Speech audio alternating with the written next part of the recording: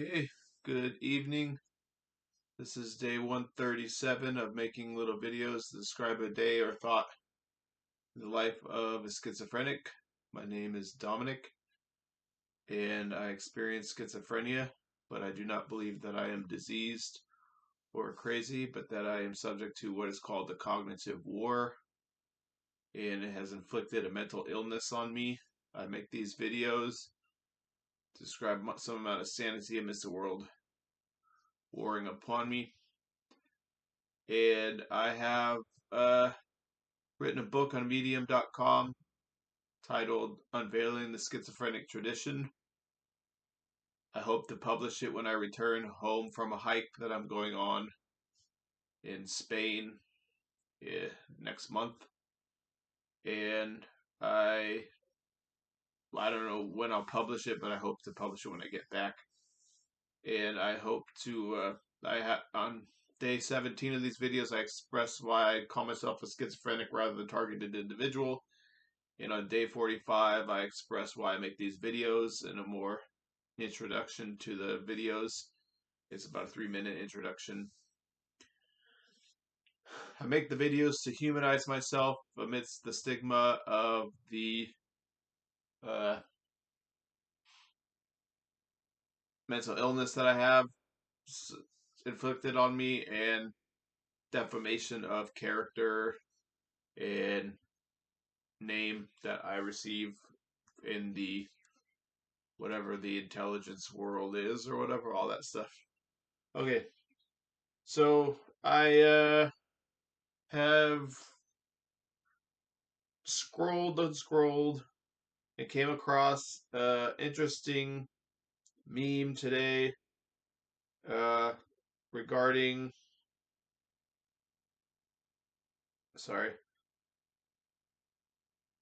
mind reading, and a UK scientist. And I'm gonna read. It was on Neil deGrasse Tyson. You know, one of those fake accounts of Neil deGrasse Tyson, and I don't think it's the real guy, or but it says an AI that hears your thoughts and speaks your mind. The UK just unlocked voice without a voice. UK scientists have revealed an artificial intelligence system that can decode brain signals and turn them into spoken words.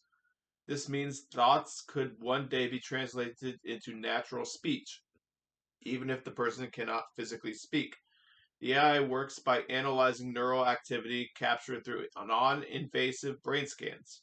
It identifies the patterns that correspond to words or phrases, then reconstructs them in audible language. The system has already demonstrated the ability to turn imagined sentences into spoken outputs.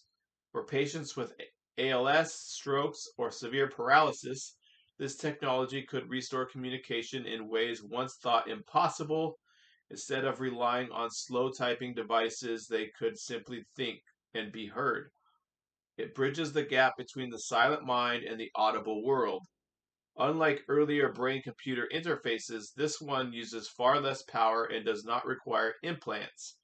That makes it safer, more scalable, and more accessible to medical systems worldwide. The AI adapts to each individual's unique brain activity, learning and to recognize their personal neural dictionary. Beyond medicine, the idea of mind-to-speech could change human interaction itself. Silent communication, language translation without speaking, or even private thought sharing could one day emerge from these foundations. The UK's breakthrough isn't just a medical tool, it's a step towards dissolving the final barrier between thought and voice. Now, what I kind of know is that I've had that technology used on me for almost 15 to 20 years, and I think goes back into my childhood. And there's probably a satellite system in effect on the classified world that goes back a very long time, maybe even back to Nixon. And I speculate that potentially that the Watergate break-in or all that stuff with Nixon was probably a fake cover story for this mind reading technology that they had or whatever. And I can't be sure about that, but I speculate that.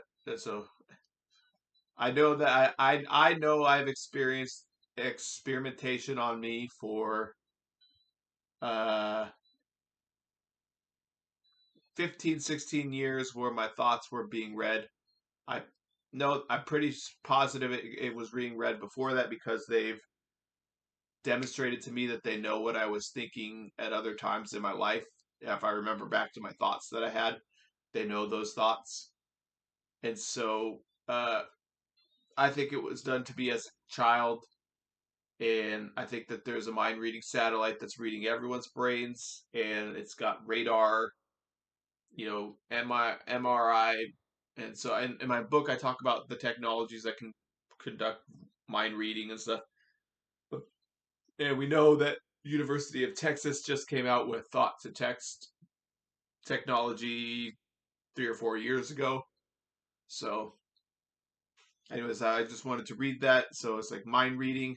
I know that right now I'll think of something in my head and and my algorithm changes based on my thoughts in my head when I'm scrolling online. So like advertisements or algorithm for feed going into your feed changes based on the thoughts in my head. And so the AI it's a full operating system, and some people get experimented on and harassed by it. And I don't know if everyone is at this point, but uh, that's one reason why I was diagnosed with schizophrenia, because I talked about this 15 years ago, and so now it's coming out into the mainstream. Like, oh, there's a technology which can read minds, and it's non-invasive. You don't need an implant. So like this whole thing with Elon Musk was probably uh for show, like, oh, you need an implant to read your mind, but you really don't. They have like all kinds of technologies. They have like neurodust technology, which could be even ancient technology.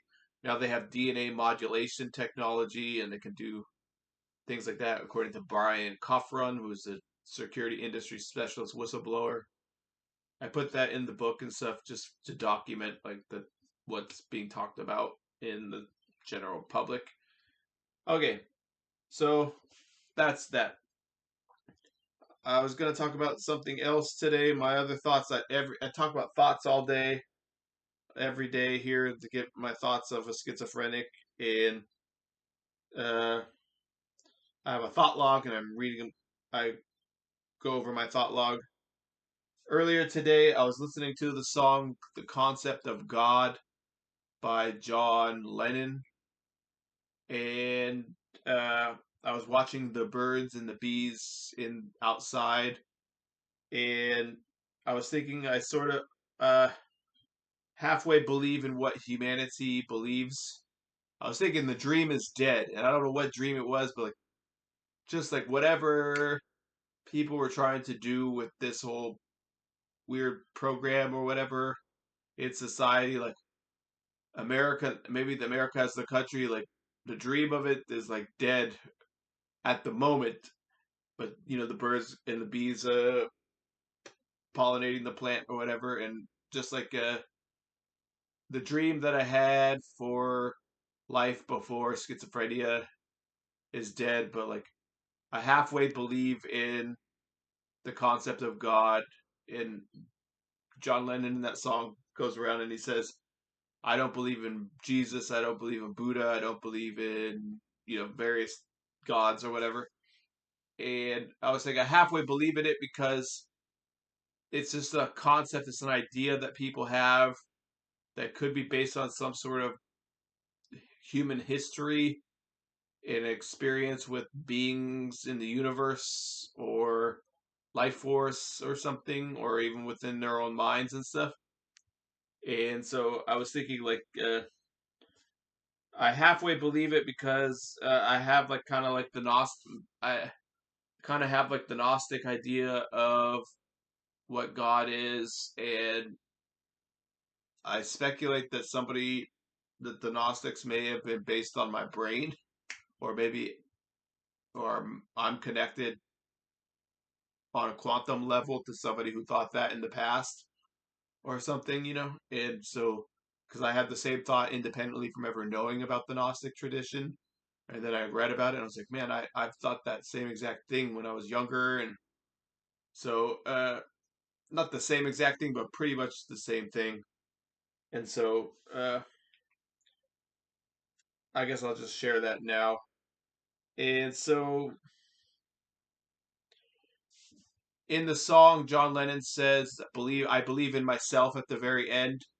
And I was thinking, like, I hope this isn't like some sort of thing where it's like, believe in yourself and you can do anything in our society or whatever. And it's like, that's all very nice. But there are such a thing as forces at play which can come in and push you in directions. So, like, not everyone, when you're a kid, everybody wants to be like an astronaut or an athlete or whatever. Then life takes over and it says, here's reality.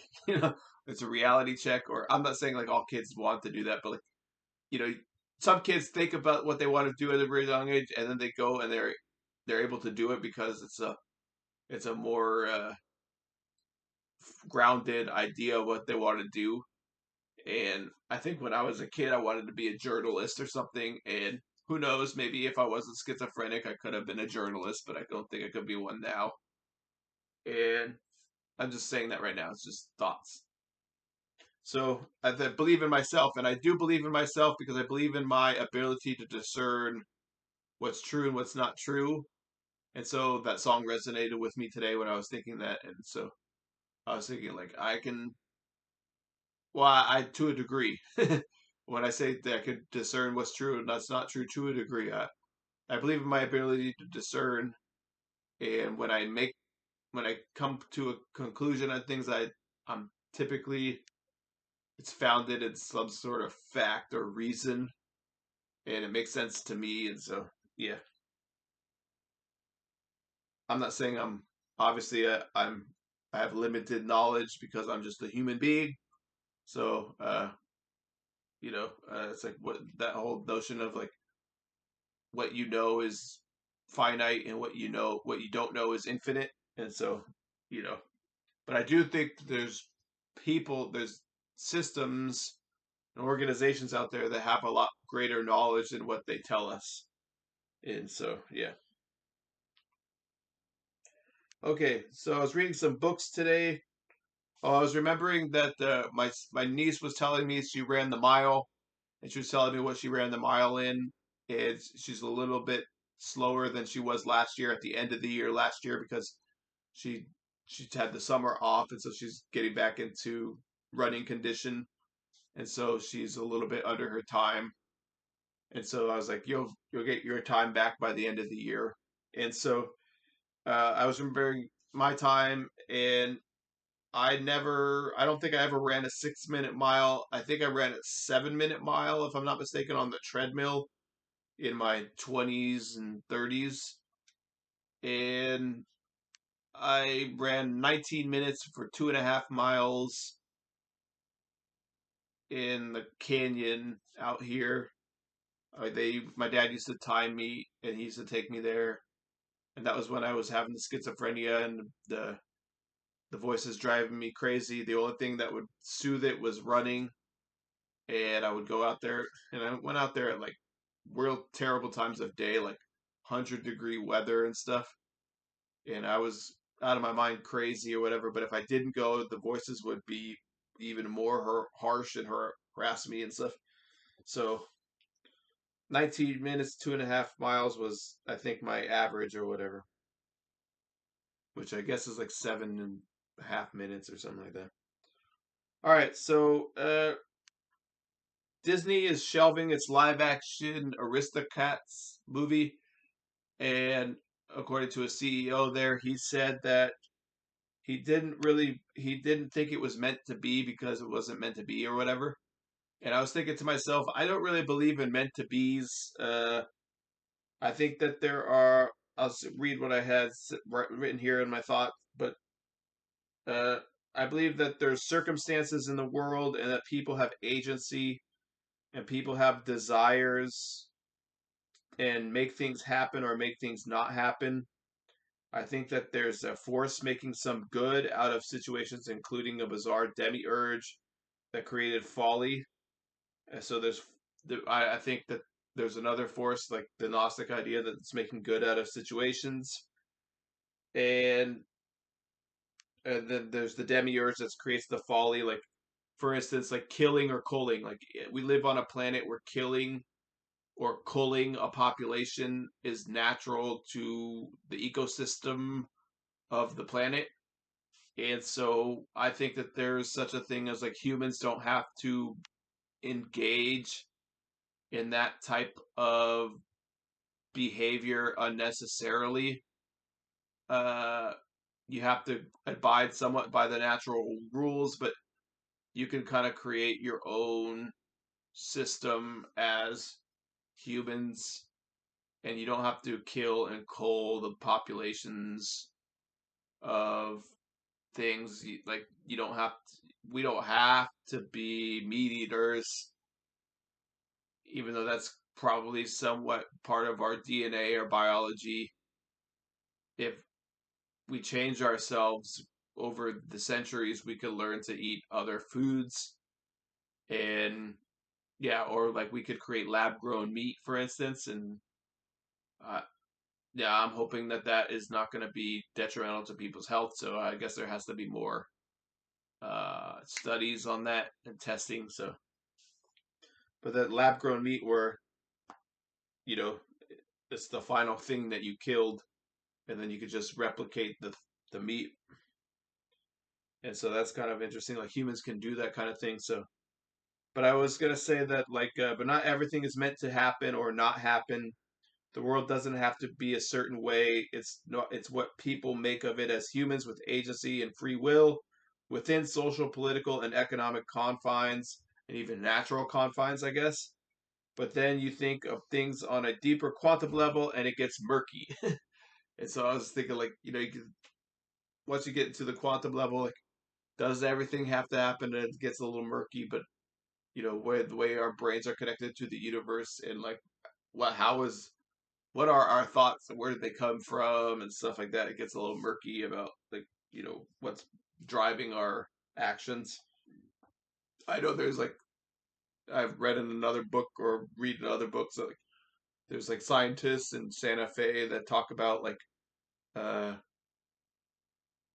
there is no free will, and then there's scientists, or the Santa Fe that say free will is real, and there's other scientists with basically like a dominant form of the science now is that free will is not real. And so, yeah. In my other book, Fingerprints of the God, I read about synchronicity. I read a synchronicity thing today. I got my hair cut. This is what it looks like. And I read about Samson of Gaza destroying everything. And so, uh, I guess that's an indicator that I'm not going to destroy anything right now because I don't have hair.